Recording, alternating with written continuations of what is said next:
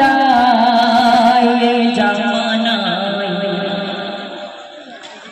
মা মরলে বা খালো হয়ে যায়। একদম বাস্তব ঘটনা, কবি সুন্দর মাধ্যমে লিখছে। কত নজির আজও পাওয়া যায় জামানায় মা মরলে বা খালো হয়ে যায়।